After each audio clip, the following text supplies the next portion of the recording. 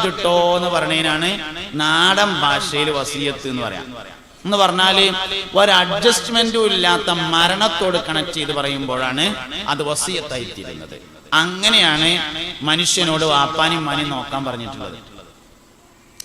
എന്തേപ്പോ ലുക്മാൻ ഹക്കീം റളിയല്ലാഹു അൻഹു പറഞ്ഞ ഉപദേശങ്ങൾ ഖുർആനിൽ ഇത്ര പ്രാധാന്യത്തോടെ പറയാൻ കാരണം, മിഞ്ഞാന്ന് വാഫി ക്യാമ്പസിൽ, കാളികാവ് വാഫി ക്യാമ്പസിൽ ഇതുണ്ടായിരുന്നു. പിന്നെ അവിടുത്തെ അർഹാം അസംബ്ലി എന്ന് പറഞ്ഞിട്ട് രക്ഷിതാക്കളുടെ സംഘം ഉണ്ടായിരുന്നു. അപ്പോൾ എന്നോട് പാരന്റിങ്ങിനെ കുറിച്ച് പറയാൻ വേണ്ടി പറഞ്ഞു. ഞാൻ ഈ സംഭവം പറഞ്ഞത് സയ്യിദുനാ ലുക്മാൻ ഹക്കീം റളിയല്ലാഹു അൻഹു അദ്ദേഹം സുഡാനിയാണ്. ലുക്മാൻ ഹക്കീം സുഡാനിയാണ്, ആള് കറുത്ത വർഗ്ഗക്കാരനാണ്. ഈജിപ്തുകാരനാണ് എന്ന അഭിപ്രായമുണ്ട്. ഈജിപ്തുകാരനാണ് എന്ന അഭിപ്രായം പരിഗണിച്ചാൽ തന്നെ സുഡാനോട് ചേർന്ന പ്രദേശമാണ്, കറുത്ത വർഗ്ഗക്കാരനാണ് എന്നുള്ളത് തർക്കമില്ല. ലുക്മാൻ ഹക്കീം റളിയല്ലാഹു അൻഹുവിനെ മോശാക്കാൻ വേണ്ടി ഞാൻ പറഞ്ഞല്ല. ലുക്മാൻ ഹക്കീം എന്ന് പറഞ്ഞ ആളെ കുറിച്ച് നമ്മളെ മനസ്സിലൊരു ചിത്രം വന്നോട്ടെ എന്ന് എഴുതി പറഞ്ഞതാണ്. ആ മനുഷ്യന്റെ രൂപം മനസ്സിൽ വരാൻ വേണ്ടി പറഞ്ഞതാണ്. സയ്യിദുനാ ലുക്മാൻ റളിയല്ലാഹു അൻഹു വലിയ മനുഷ്യനാണ്. ഒരു ദിവസം അങ്ങനെ നടന്നു പോകുന്ന സമയത്ത് ഒരാൾ വന്നിട്ട് പറഞ്ഞു, ലുക്മാനെ മരുന്ന് വാങ്ങാൻ പൈസ ഇല്ല, എൻ്റെ അടുത്ത് എന്തേലും ഉണ്ടെങ്കിൽ കൊണ്ടുപോകണം. ലുക്മാന്റെ കയ്യിൽ ഒന്നും ഉണ്ടായിരുന്നില്ല. സയ്യിദുനാ ലുക്മാൻ ഹക്കീം റളിയല്ലാഹു അൻഹു പറഞ്ഞു, ഇജൊരു കാര്യം ചെയ്തോ, ഈ ഇന്നെ കൊണ്ടുപോയി വിറ്റിട്ട് മരുന്ന് വാങ്ങിക്കോ. അയാൾക്ക് വേറെ വഴിയൊന്നും ഉണ്ടായിരുന്നില്ല. അയാൾ ലുക്മാനെ കൊണ്ടുപോയി ചന്തയെ കൊണ്ടുപോയിട്ട് വിറ്റു, മരുന്ന് വാങ്ങി. കുറെ കാലം സയ്യിദുനാ ലുക്മാൻ ഹക്കീം റളിയല്ലാഹു അൻഹു അടിമയായി ജീവിച്ചു. അവസാനം സ്വന്തമായി അധ്വാനിച്ച് പണമുണ്ടാക്കി യജമാനന് കൊടുത്ത് മോചനം നേടി. എന്നിട്ട് കല്യാണം കഴിച്ചു. എന്നിട്ടൊരു കുട്ടി ഉണ്ടായി. ആ കുട്ടിയോട് അദ്ദേഹം ഉപദേശിക്കുകയാണ്. എന്താ ഉപദേശത്തിന്റെ പ്രത്യേകത? സയ്യിദുനാ ലുക്മാൻ ഹക്കീം റളിയല്ലാഹു അൻഹു എന്നും വൈകുന്നേരം, എന്നും രാവിലെ വീട്ടിൽ നിന്ന് പുറത്തിറങ്ങുന്ന സമയത്ത് ഉമ്മയോട് ചോദിക്കാറുണ്ടായിരുന്ന ഒരു ചോദ്യം. എന്നോ രാവിലെ പെരേന്നിറങ്ങുമ്പോ ഉമ്മാട് ചോദിക്കും, ഉമ്മ ഞാൻ പോയി വരട്ടോ, നിങ്ങൾക്ക് എന്താ ഞാൻ വരുമ്പോ കൊണ്ടുവരേണ്ടത് എന്ന് ചോദിക്കും. ഉമ്മ എന്തേലും ഒന്ന് പറയും, മോനെ കൊമ്പൻ ജാതി കൊണ്ടുവരി, അല്ലെങ്കിൽ ഓരോ ജനാതി കൊണ്ടുവരി, നമ്മളെ നാടൻ ഭാഷ എന്തോ പറയും. ഉമ്മാക്ക് ഇങ്ങനെ പ്രായം കൂടി കൂടി ഇങ്ങനെ വന്നു. അപ്പോഴും ലുക്മാൻ ഈ ചോദ്യം തുടരും, എന്നും ചോദിക്കും. ഉമ്മാക്ക് പ്രായം കൂടിയ സമയത്ത് ഒരു ദിവസം ലുക്മാൻ ചോദിച്ചു, രാവിലെ പോകുമ്പോ ഉമ്മ ഞാൻ പോയി വരാം, ഉമ്മാക്ക് എന്താ ഞാൻ വരുമ്പോ കൊണ്ടുവരേണ്ടതെന്ന് ചോദിച്ചപ്പോ അന്ന് പറഞ്ഞു, മോനെ അന്ന് വൈകുന്നേരം വരുമ്പോ ഉമ്മാക്ക് സ്വർഗത്തുനിന്ന് ഒരു പൊടി മണ്ണ് കൊണ്ടുവരുന്നുണ്ടോ. സയ്യിദുനാ ലുക്മാൻ ഹക്കീം റളിയല്ലാഹു അൻഹു കുറെ സമയം ഇങ്ങനെ ആലോചിച്ചു. എന്നിട്ട് മൂപ്പര് പറഞ്ഞു, അങ്ങനെയാണെങ്കിൽ ഉമ്മ ഇന്ന് ഞാൻ പോണില്ല, കാരണം സ്വർഗത്തിലെ ഒരു പിടി മണ്ണ് കൊണ്ടുവരണ്ടേ, ഇന്ന് ഞാൻ പോണില്ല. സ്വർഗത്തിലെ ഒരു പിടി മണ്ണ് കൊണ്ടുവരാൻ പോണ്ട ആവശ്യമില്ല എന്ന് പറഞ്ഞിട്ട് ഉമ്മാന്റെ കാലിന്റെ ചോട്ടുന്ന് ഒരു പിടി മണ്ണ് ഇങ്ങനെ എടുത്തുങ്ങാണ്ടാണ് കൊടുത്തു. ഇതന്നെയാണ് ഉമ്മ സ്വർഗത്തിലെ ഒരു പിടി മണ്ണ്. ഉമ്മാന്റെ കാലിൻ ചുവട്ടിലാണ് സ്വർഗമെന്ന് മുത്തുനബി സല്ലല്ലാഹു അലൈഹി വസല്ലം പറഞ്ഞത്. നമ്മളിൽ എത്ര പേർക്ക് ഈമാനായിട്ടുണ്ട് എന്നതാണ് പരിശോധിക്കേണ്ടത്. അത് നമുക്ക് ഈമാനായിട്ടുണ്ടോ ഇല്ലേ? അത് ഈമാനായിക്കണമെങ്കിൽ ഒരു മനുഷ്യൻ സലാമത്താവും. ഒരു മനുഷ്യൻ, ഏത് മനുഷ്യനും ഈ ഒരു കാര്യം ഈമാനായ സലാമത്താവും, ഉറപ്പാണ് ആ കാര്യം. കാരണം സ്വർഗത്തിലേക്കുള്ള ഏറ്റവും എളുപ്പ വഴിയാണ് ഉമ്മാനെ സംതൃപ്തിപ്പെടുത്തുക എന്നത്. ഏത് കള്ളുടിയനെ പരിശോധിച്ചോളി, വ്യഭിചാരിയെ പരിശോധിച്ചോളി, പലിശക്കാരനെ, കൊള്ളക്കാരനെ പരിശോധിച്ചോളി, ഓനും ഓന്റെ ഉമ്മയും തമ്മിൽ പ്രശ്നം ഉണ്ടാവും.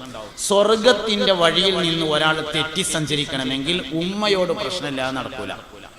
കാരണം ഉമ്മാന്റെ കാലിലോട്ടേക്കുള്ള വഴിയാണ് സ്വർഗത്തേക്കുള്ള വഴി എന്ന് പറഞ്ഞത്.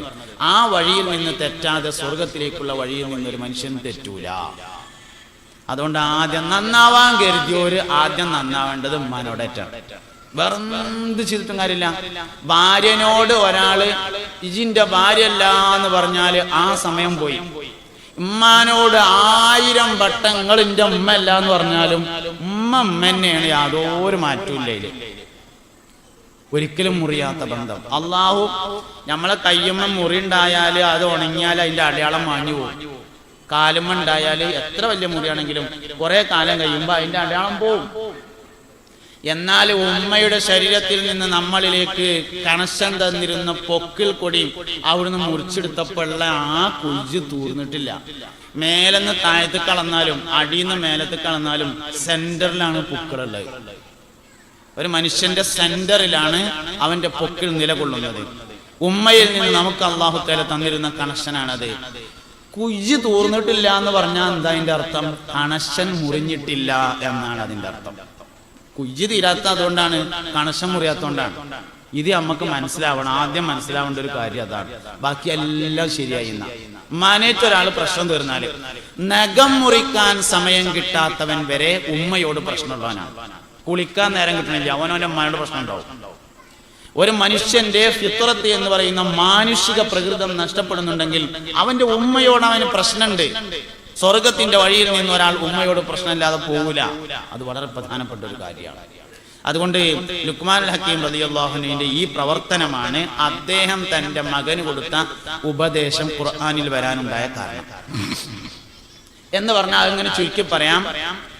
വാപ്പാനി ഉമ്മാനി നോക്കണോനാണ് മക്കളെ നോക്കാൻ അവകാശമുള്ളത്. നമ്മളെ മക്കളെ നമ്മൾ പറഞ്ഞാൽ കേൾക്കണമെന്നില്ല. എന്തേ കാര്യം? നമ്മളമ്മാനി വാപ്പാനി നമ്മൾ നോക്കിയിട്ടില്ല. ലുക്മാനുൽ ഹക്കീം റളിയല്ലാഹു അൻഹു തന്റെ മകനോട് പറഞ്ഞ ഉപദേശം കേട്ടു എന്ന് മാത്രല്ല, നമ്മളോട് അല്ലാഹു തആല അത് പറയും കൂടി ചെയ്യാണ്. നീഗ്രോ വർഗക്കാരനായ സുഡാനിയായ കറുത്ത വർഗക്കാരനായ ഒരു മനുഷ്യൻ തന്റെ മകനെ ഉപദേശിച്ചിരുന്നു എന്ന് മാത്രല്ല, ഉപദേശം എന്തൊക്കെയെന്ന് നമുക്ക് പറഞ്ഞു തരുന്നുണ്ട്. യാ ബുനയ്യ ലാ തുശ്രിക് ബില്ലാഹ് ഇന്ന ശിർക ലദുൽമുൻ അദീം. എന്തൊക്കെ ഉപദേശങ്ങളാണ്! വലാ തംശി ഫിൽ അർളി മറഹ. സയ്യിദുനാ ലുക്മാനുൽ ഹക്കീം റളിയല്ലാഹു അൻഹു തന്റെ മകനെ കൊടുക്കുകയാണ്. മോനെ, നീ ഭൂമിയിൽ അതിക്രമം കാണിച്ചു നടക്കരുത് മോനെ, അക്രമം കാട്ടി നടക്കരുത്. ഉപദേശം അവിടെ നിൽക്കട്ടെ, ഉപദേശിക്കാനുള്ള യോഗ്യത വാപ്പ നേടുക എന്നുള്ളതാണ് ഒന്നാമത്തെ കാര്യം. തൊള്ളോണ്ട് പറയണമെന്നൊന്നുമില്ല, എന്നാലേ യോഗ്യത ഉണ്ടെങ്കിൽ. ഉസ്താദ്മാര് ശിഷ്യന്മാരോട് പലതും പറയുകയൊന്നുമല്ല, പറയേണ്ട ആവശ്യമില്ല, എല്ലാതും പറയേണ്ട ആവശ്യമൊന്നുമില്ല. പിന്നെ യോഗ്യത ഉണ്ടായിരിക്കുക എന്നതാണ് പ്രധാനപ്പെട്ട കാര്യം. അതുകൊണ്ട് വാപ്പാക്ക് യോഗ്യത ഉണ്ടാകും. ഞമ്മക്കൊരു 3 സെന്റ് സ്ഥലവും അതിലൊരു ചെറിയ കൂടപ്പരി ഉണ്ടാകുമ്പോത്തിന് അവിടെ ഇരുന്നാണ്ട് തറവാട്ട് പാർക്കണ വാപ്പാനും ഉമ്മാനും ഇങ്ങനെ കുറ്റം പറഞ്ഞാലേ മക്കളോട് ഉപദേശിക്കാനുള്ള യോഗ്യത നഷ്ടപ്പെടും എന്ന് മനസ്സിലാക്കണം. അവനാന്റെ വാപ്പാനും ഉമ്മാനും നോക്കിയാലാണ് മക്കളെ ഉപദേശിക്കാനുള്ള യോഗ്യത ഉണ്ടാവുക, അല്ലെങ്കിൽ അത് ഉണ്ടാവില്ല. അതാണ് ലുക്മാൻ നൽകുന്ന ഏറ്റവും പ്രധാനപ്പെട്ട പാഠം. അപ്പൊ ഒന്ന് വാപ്പ, 2 ഉമ്മ. ഒന്ന് വാപ്പ, 2 ഉമ്മ. മൂന്നാമത്തതാണ് കുടുംബം എന്ന് പറയുമ്പോൾ ഭാര്യ. നാലാമത്തതാണ് കുടുംബം എന്ന് പറയുമ്പോൾ ഭർത്താവ്. എന്താ ഭാര്യ? ഇപ്പൊ ഒരുപാട് പ്രശ്നമുണ്ട്. എന്താ വെച്ചാല് ആർക്കും അവരവരെ കുറിച്ചറിയേണ്ടതില്ല. പ്രത്യേകിച്ച് ഭാര്യ ഭർത്തൃ ബന്ധത്തിലുള്ള വലിയൊരു പ്രശ്നമാണത്. ഭർത്താക്കന്മാർക്കൊക്കെ അറിയേണ്ടത് ഭാര്യമാര് ഞങ്ങൾക്ക് എന്തൊക്കെ ചെയ്തു തരണം എന്നാണ്. ഭാര്യമാർക്കൊക്കെ അറിയേണ്ടത് ഭർത്താക്കന്മാര് ഞങ്ങൾക്കൊക്കെ എന്തൊക്കെ ചെയ്തു തരേണ്ടത് എന്നാണ്. കുടുംബയോഗത്തിനും കുടുംബ ക്ലാസ്സിനൊക്കെ വിളിക്കുമ്പോൾ പുതിയാപ്പിളാരൊക്കെ വന്നിട്ട് പറയും, പെണ്ണുങ്ങളെ പറ്റി നല്ലൊന്ന് പറയുന്നുണ്ട്, നല്ല പെണ്ണുങ്ങളുണ്ട് ഇവിടെ, കൊള്ളായിട്ട് അപ്പുറത്തുണ്ട്, അതുകൊണ്ട് നല്ല പെണ്ണുങ്ങളെ പറ്റി പറയുന്നുണ്ട് എന്ന് പറയും. പെണ്ണുങ്ങൾക്ക് എങ്ങാനും എന്താ പറയേണ്ടതെന്ന് നമ്മൾ ചോദിക്കാൻ കേൾക്കാൻ ഒരു അവസരം കൊടുത്താൽ ഓല് നിർബന്ധമായിട്ടും പറയും ആണുങ്ങളെ പറ്റി ഒന്ന് പറയുന്നുണ്ടോ. അങ്ങനെയാണ്. ആർക്കും അവനാനെ പറ്റി അറിയേണ്ട ആവശ്യമില്ല. ഇപ്പൊ വയസ്സന്മാര് പറയും കുട്ടികളെ പറ്റി പറയുന്നുണ്ടോ എന്ന്, കുട്ടികൾ പറയും വയസ്സന്മാരെ പറ്റി പറയുന്നുണ്ടോ. നിസ്കരിക്കണവര് പറയും കുറച്ച് നിസ്കരിക്കാത്ത ചെക്കന്മാരുണ്ട് ഓലെ പറ്റി ഒന്ന് പറയുന്നുണ്ടോ പറയും. നിസ്കരിച്ചാത്തവര് പറയും ഇവിടെ ഉണ്ട് കുറച്ച് നിസ്കാരക്കാർ ഓലെ പറ്റി ഒന്ന് പറയുന്നുണ്ടോ എന്ന്. അങ്ങനെ ആർക്കും അവനാനെ പറ്റി അറിയണ്ട. അത് ഇപ്പത്തെ ഒരു പ്രശ്നമാണ്. ഭാര്യ ഭർത്തൃ ബന്ധത്തിലുള്ള ഏറ്റവും വലിയ പ്രശ്നം അതാണ്. ആർക്കും ഓലെ പറ്റി അറിയണ്ട. നബി തങ്ങളുടെ ഹദറത്തിൽ സ്വഹാബത്ത് വന്നിട്ട് ചോദിക്കാറുണ്ടായിരുന്നത്, നബിയെ ഞങ്ങളെ പറ്റി ഒന്ന് പറഞ്ഞു തരീന്നാണ്.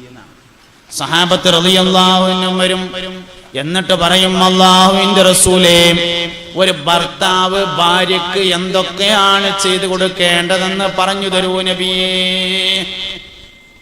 أن تطعمها إذا طعمت وأن تكسوها إذا اكتسيت ولا تقبه ولا تضرب الوجه ولا تضرب الوجه.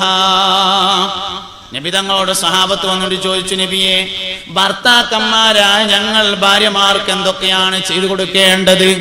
മുത്തുനബി സല്ലല്ലാഹു അലൈഹി വസല്ലം പറഞ്ഞു, നീ ഭക്ഷിച്ചാൽ നിന്റെ ഭാര്യക്കും ഭക്ഷണം കൊടുക്കണം, ഇല്ലെങ്കിൽ ഉണ്ടാക്കും വേണ്ട. ഇല്ലെങ്കിൽ ഉണ്ടാക്കും വേണ്ട. ഇജ്ജിങ്ങനെ വൈകുന്നേരം അസ്രക്കാരം കഴിഞ്ഞിട്ട് പിടി പോയിട്ട് ഇങ്ങനെ പൊറാട്ടയൊക്കെ തിന്ന, ഓള് പിന്നെ എന്താ പിന്നെ മുറുക്കും ചായയും കുടിക്കുക. ഇജ് തിന്നാണെങ്കിൽ ഓക്കും കൊടുക്കണം. അപ്പത്തന്നെന്നൊന്നുമില്ല, അപ്പത്തന്നെ കൊടുക്കണമെന്നൊന്നുമില്ല. പാർസലായിട്ട് വാങ്ങിക്കോ, കുറച്ചുകൊണ്ട് കൊടുത്താൽ മതി. അല്ലെങ്കിലോ ഇടക്കോ ഓളയും കുട്ടികളൊക്കെ ഇട്ട് ഒന്ന് പോന്നുകാണ്ട് വീടിയും തിന്നണം, കുഴപ്പമൊന്നുമില്ല. ഇത് തിന്നണമൊക്കെ ഓർക്കും കൊടുക്കണം. അല്ല ഇല്ലെങ്കിൽ രണ്ടാക്കും വേണ്ട, കുഴപ്പമൊന്നുമില്ല.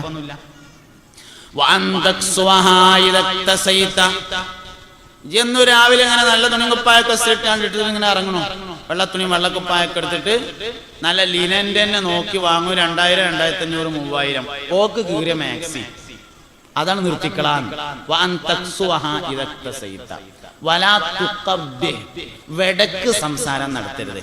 പറയാണ്ടെങ്കിൽ വളരെ മാന്യമായി പറയാം. വെടക്കായ സംസാരം നടത്തരുത്. വെടക്ക് സംസാരം എന്നത് പ്രാദേശികമാണ്. ഓരോ പ്രദേശത്തേക്കും ഓരോന്നായിട്ട് മാറി വരും. ആ പ്രദേശത്തുള്ള മോശപ്പെട്ട സംസാരം ചെയ്യരുത്. വലാ തളിരിബിൽ വജ്ഹ, മുഖത്തടിക്കരുത്. അവനാന്റെ പെണ്ണുങ്ങളാന്ന് എഴുതിയിട്ടും മുഖത്തടിക്കാൻ പാടില്ല. പിന്നെയോ കിടപ്പറയിലല്ലാതെ അവരുമായി ഒഴിഞ്ഞു നിൽക്കരുത്. ഭാര്യയും ഭർത്താവും തമ്മിൽ തെറ്റിയാൽ ആരും അറിയാൻ പാടില്ല. പിന്നെ കിടക്കാൻ ചെല്ലുന്നവർക്ക് മാത്രമേ തിരിച്ചറിയാൻ പാടുള്ളൂ.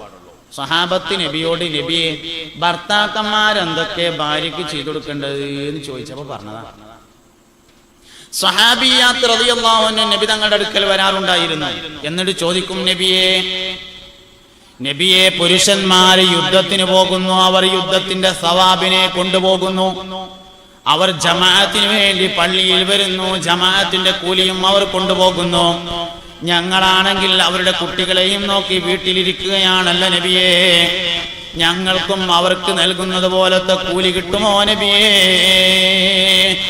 പുണ്യനബി സല്ലല്ലാഹു അലൈഹി വസല്ലമ തങ്ങൾ പറഞ്ഞു, സഹാബിയത്തെ, അവർക്ക് അള്ളാഹു നൽകുന്നത് പോലത്തെ കൂലി അവരുടെ മക്കളെ നോക്കി നിങ്ങൾ വീട്ടിലിരുന്നാലും അവരുടെ സമ്പത്ത് നോക്കി നിങ്ങൾ വീട്ടിലിരുന്നാലും നിങ്ങൾക്ക് ലഭിക്കുന്നതാണ്. കുറേ പെണ്ണുങ്ങളുടെ പ്രതിനിധിയായിട്ട് സയ്യിദത്തുന ഉമ്മു സലമ റളിയല്ലാഹു അൻഹ വന്നിട്ട് നബിയോട് ചോദിച്ചതാണ് ഈ ചോദ്യം. വേറൊരിക്കൽ ഉമ്മു സലമ ബീവി റളിയല്ലാഹു അൻഹയോട് നബി തങ്ങൾ പറഞ്ഞു, യാ ഉമ്മു സലമയെ, ഉമ്മു സലമ, ഇദാ ഹമൽതി, നിനക്ക് ഗർഭം ധരിച്ചാൽ. ഉമ്മു സലമ എന്ന് ഒരാളെ ഉദ്ദേശിച്ച് പറഞ്ഞല്ല, പെണ്ണുങ്ങളെ. ഉമ്മു സലമയാണ് അപ്പോൾ അവിടെ ഉണ്ടായിരുന്നത്. അപ്പൊ ഉമ്മു സലമിനോട് പറഞ്ഞു എന്ന് മാത്രം.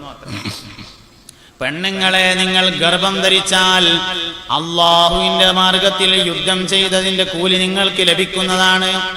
സ്ത്രീകളെ, നിങ്ങൾ പ്രസവിച്ചാൽ നിങ്ങളുടെ എല്ലാ ദോഷങ്ങളും അള്ളാഹു പുറത്തു തരുന്നതാണ്. സ്ത്രീകളെ, നിങ്ങൾ നിങ്ങളുടെ കുട്ടികൾക്ക് മുലയൂട്ടിയാൽ ഓരോ പ്രാവശ്യം മുലയൂട്ടുന്നതിനും ഇസ്മായിൽ നബി അലൈഹിസ്സലാമിന്റെ സന്താന പരമ്പരയിൽപ്പെട്ട ഒരു അടിമയെ ഇത്ഖ് ചൊല്ലി മോചിപ്പിച്ചതിന്റെ കൂലി ലഭിക്കുന്നതാണെന്ന് ഹബീബുനാ റസൂലുള്ളാഹി. എത്രയപ്പോ കൂലി? ഓരോ പ്രാവശ്യം, ഒരു പ്രാവശ്യം മുലയൂട്ടുക എന്ന് അങ്ങനെയല്ല പറയുന്നത്, ഓരോ ഈമ്പലിനും എന്നാണ് പറഞ്ഞിട്ടുള്ളത്. മസ് എന്നാണ്, മസ് പറഞ്ഞ ഈമ്പൽ എന്നാണ്. ഓരോ പ്രാവശ്യം കുട്ടി മുല കുടിക്കുമ്പോഴും അല്ലാഹു റബ്ബുൽ ഇസ്സത്ത് ഇസ്മായിൽ നബി അലൈഹിസ്സലാമിന്റെ സന്താന പരമ്പരയിൽപ്പെട്ട ഒരു അടിമയെ ഇത്ഖ് ചൊല്ലി മോചിപ്പിച്ച കൂലി നൽകും എന്ന്. അതുകൊണ്ട് യാതൊരു കാരണവശാലും ഇടങ്ങാറായിങ്ങാണ്ട് മുലൊടുക്കരുത്. ഈ പണ്ടോറടക്കാൻ പറഞ്ഞാണ്ട് മുലൊടുക്കരുത്. ഔദും ബിസ്മിൻ ചൊല്ലിയിട്ട് നല്ല നിയത്തോടു കൂടെ മുലയൂട്ടണം. കാരണം ഓരോ പ്രാവശ്യം മുലയൂട്ടുമ്പോഴും ഇസ്മായിൽ നബിന്റെ സന്താന പരമ്പരയിൽപ്പെട്ട ഒരു അടിമയെ ഇത്ഖ് ചൊല്ലി മോചിപ്പിച്ച കൂലിയാ. പിന്നെന്താ, അതിനുള്ള അവസരം ഉപയോഗപ്പെടുത്തിയാൽ, കൂലി കിട്ടുന്ന അവസരങ്ങളൊക്കെ ഉപയോഗപ്പെടുത്തുന്നതിന് നമുക്ക് വലിയ മടിയാണ്. അതിൽപ്പെട്ടൊരു കാര്യമാണ്. അപ്പൊ ഭാര്യ മനസ്സിലാക്കേണ്ടത് ഭാര്യയെ കുറിച്ചാണ്, ഭർത്താവ് മനസ്സിലാക്കേണ്ടത് ഭർത്താവിനെ കുറിച്ചാണ്. മറ്റുള്ളവരെ പറ്റി നമുക്ക് അറിഞ്ഞിട്ട് വലിയ കാര്യമൊന്നുമില്ല. ഭർത്താവ് അവന്റെ ബാധ്യതകൾ നിർവഹിക്കണം, ഭാര്യ അവളുടെ ബാധ്യതയും നിർവഹിക്കണം.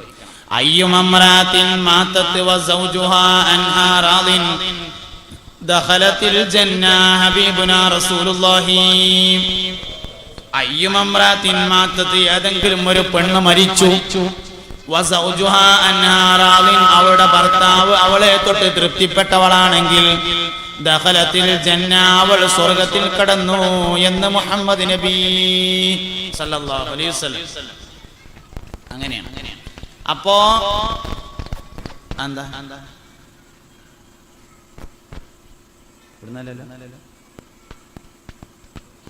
പുറത്തുനിന്ന് ഇലക്ഷന്റെ വാക്യ അതായിരിക്കും അല്ലേ?